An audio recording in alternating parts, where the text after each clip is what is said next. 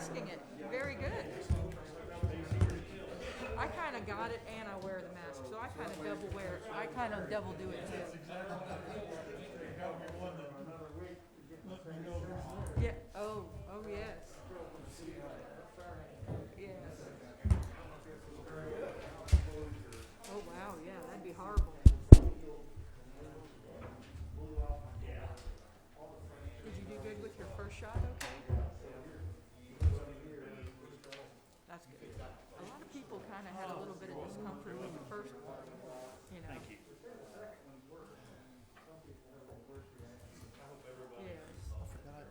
I guess everybody's kind of different with all those things, you know. Huh?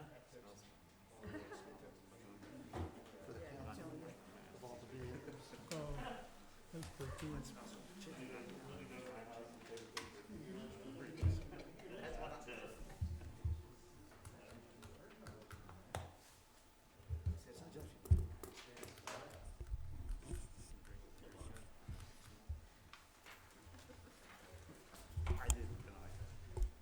Not tonight.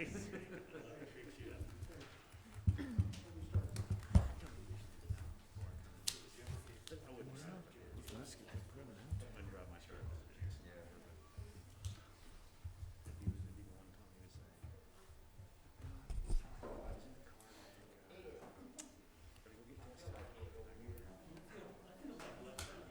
At 5 o'clock. Call to order Board of Works for February 22nd. Need approval of the January 11th minutes. So moved. Second. And that shouldn't be January 11th. It should be February 8th minutes.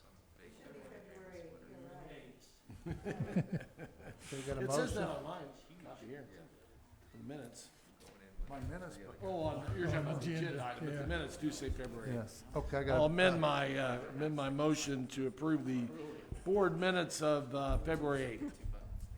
I'll second. All in favor? Aye. Department head reports, Parks Department. Steve Beeman, Vincent's Parks. A couple things. We got our truck in this week. We'll be taking it down to Evansville probably next week to get the snow plow put on. I talked to Dr. Stewart today about the Easter egg hunt, which is, I think, April 3rd. I think we do it the day before Easter. He thinks that would be great.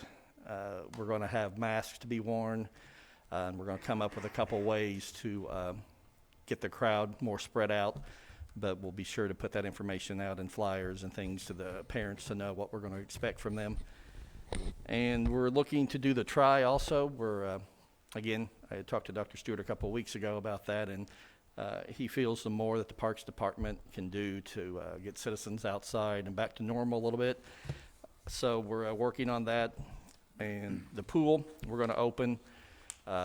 We'll have a set of rules that we'll have to abide by with masking and things like that and cleaning, but it's nothing that we don't think that we can handle. And I think that's all. Okay. All good news. Next is Police Department. Bob Dunham, Police Department. The monthly for January 2021, we answered 728 response calls. We arrested 26 adults, 4 juveniles, and referred 37 cases to the Knox County Prosecutor's Office for charges.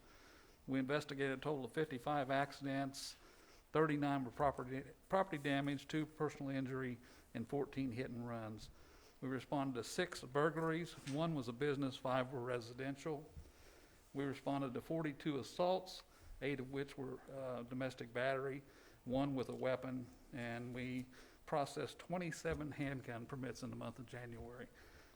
We are down to our last 2 on our hiring list. 1 individual is getting ready to go for his pension, psychological and medical, and the other one is still in the background portion. And if I could, I'm going to have Sergeant Hillenbrand come to the podium. A few weeks ago, we had a couple officers that arrived at Lincoln High School just in time for a child that was in distress, and we submitted paperwork for our life-saving awards to Captain Josh Burke and Michael Caswell, and I'll have Sergeant Hillenbrand read his request. Great.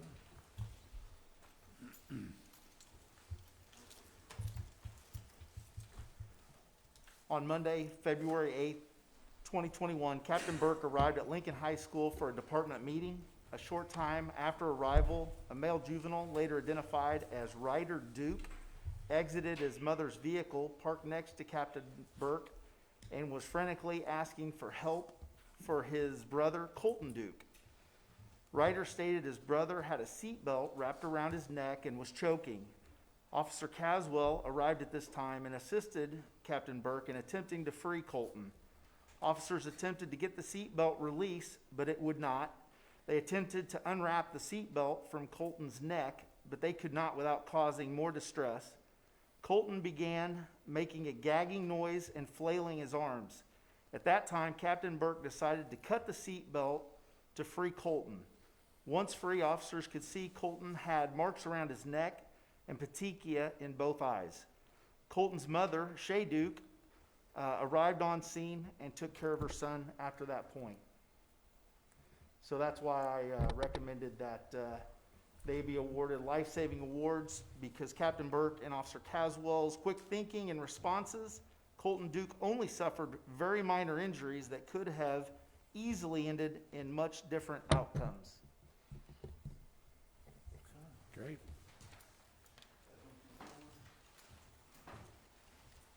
And we'd also like the family for being here this evening also.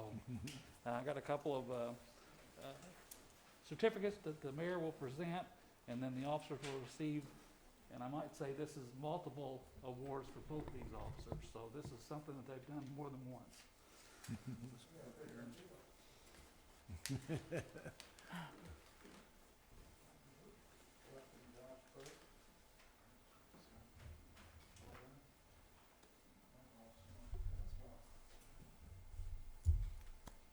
Great.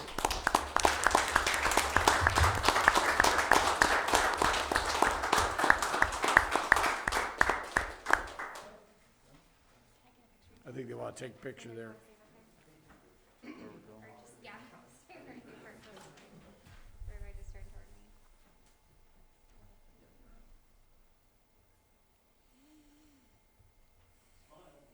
And Chief, the Duke family is also here present if they want to get pictures with Colton and Ryder. You guys like a picture? Maybe.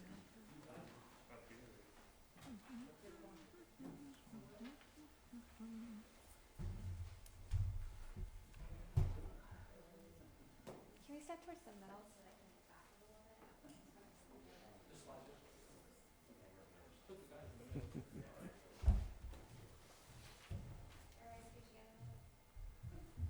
Smile big.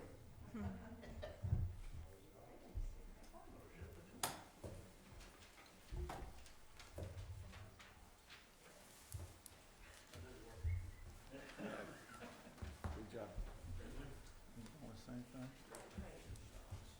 No, I'd also like to maybe note that I see that former Mayor Howard Hatcher's here today. It's great to see Howard in person, and he and I were reflecting back about a little more than a year ago, when Howard was the last physical person to speak at a Chamber of Commerce luncheon. I think that was in March of last year, and was basically talking about the efforts in what would happen if we had a pandemic and how we'd vaccinate people and put into place plans then that actually today work because of that foresight. And so credit to people like Howard and other people in the health department for the work they've done. Thank you. One comment about Bryce Anderson, just very wonderful. There you go. Yep. Yep. Here, here. And with that, Bryce is up next. There you go, Bryce. Right on cue. Well, thank you very much. Appreciate that.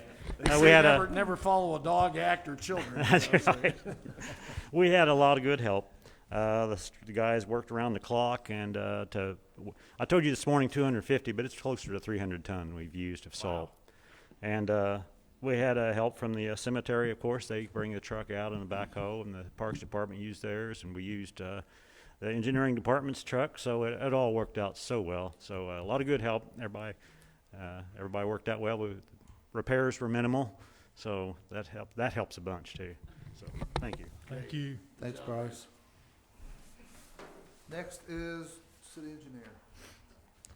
I've been working with CSX. They're going to be coming to town in the next 2 to 3 weeks with what I would call a disruptive project. What I call the east-west line, it starts near VU campus on First Street, comes down, crosses several streets, College, 6th Street, and then crosses St. Clair and goes out that side of town. They are coming through with a tie gang, and they'll be replacing every tie, basically from Washington through our town to the bridge. We have detours in place, and they'll be in segments so that we keep strategic streets open, and then so that way we don't create log jams and dead ends and things like that. So been working with CSX on detour plans so we can keep it as minimally disruptive as possible. So that's going to be coming in. It was supposed to start March 1st, and I think they pushed it back 2 weeks now. So look for that later end of March, I believe. And we'll be out with press releases and directions and stuff like that. So Great. Okay, we'll move to new business. St. Pat's Day 5K run, Bill Davis.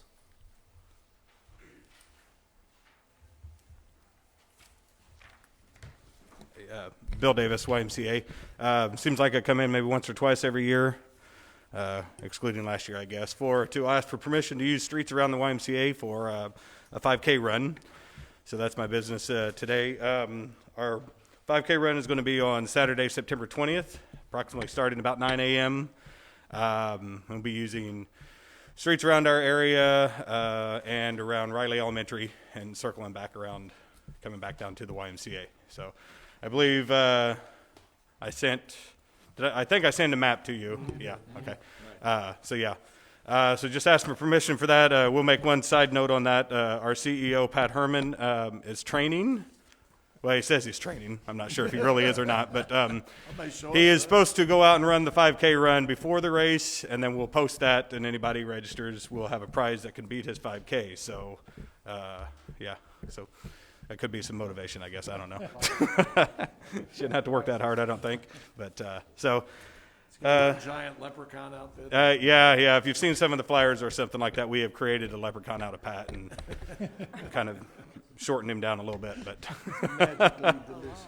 yeah. So And Bob, you're good. You've got the map and everything. yeah. Okay. If you need anything, just give me a call and I can. So yeah. So we'll make a motion to approve the route as discussed by Mr. Davis for the YMCA St. Patrick's Day run on March the 20th. I'll second the motion. Okay, all in favor? Aye. Thank you much. Great. Next is Daywig Meat Rib Fest. Liz Romani. Hi, Liz from Valley Party Supply. Super excited because we're going to have a Rib Fest this year. So it's scheduled super early, April 24th, and basically I'm asking for permission to shut the street down from 3 a.m. to 3 p.m. on Saturday, April 24th. And then to also provide barricades or street cones so that traffic knows that there'll be a lot of people standing, and obviously we don't want cars through there. And then also for permission to put our yard signs, the informational yard sign, not my yard sign, the yard signs with the Rib Fest information on the city sidewalks that I normally do it on, and then I will collect those the Sunday after Rib Fest. Sounds good. Great. It's nice to hear about these post-COVID sort of outdoor kind of things. That's great. Make a motion that we approve the Valley Party DeWitt Meat Fest, Rib Fest on Saturday, April 24th with street closure on DuBois between 4th and 5th from 3 a.m. to 3 p.m. with appropriate signage and cones. I'll second the motion. Okay, all in favor? Aye. Aye. Thank you. Thanks, Liz. Thank you, Liz. Next is bid opening stoplight at Washington Avenue in St. Clair. You do.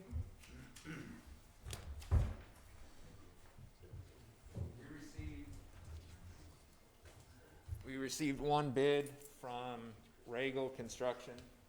This is to replace the traffic signal pole at Washington and St. Clair that was damaged in an accident December 15th, something.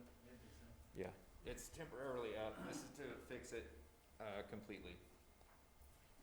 And there's only this one bid was Yes. received? And there's the total right there. $48,117.50. So we're gonna approve that bid, correct? Okay. Okay, and that was from who, Mayor? Regal Construction. Regal, okay. I'll make a motion that we approve, the replacement of the stoplight at Seventh and St. Clair awarded to Regal Construction in the amount of $48,117.50. I'll second the motion. And real quick, this is This will be submitted reimbursed through this. to into insurance individual's of the insurance. driver, yes. Right. Okay, Okay. okay. All in favor? Aye. Okay. Next is Main Street Phase 2 right-of-way service contract. This is the contract for Main Street Phase 2 for right-of-way services. This is for the appraising of the property, the purchasing, the buying, everything except the check that actually goes to the owner. And this is for the contract between the city and RQAW. Once that's approved, I'll come back with the contract between the city and NDOT, I believe. And this is federal dollars, Yeah, 80/20. 80/20, and this is actually through the RDC project. Did you say that? I did not say that, but It's yeah, RDC yeah, it's is an RDC basically funded where project, the 20 comes from. right. Okay. 149,147, Yeah, it was, 149, 149. 147, 149, 149,147. 147. Yeah. Okay. All right. So I'll make a motion that we approve the contract for the Main Street Phase 2 in the amount of $149,147. And I'll second the motion. Okay, all in favor? Aye. Thank you. And we have nothing else unless somebody has something under miscellaneous. If not, just need a motion to adjourn. So moved. We are adjourned.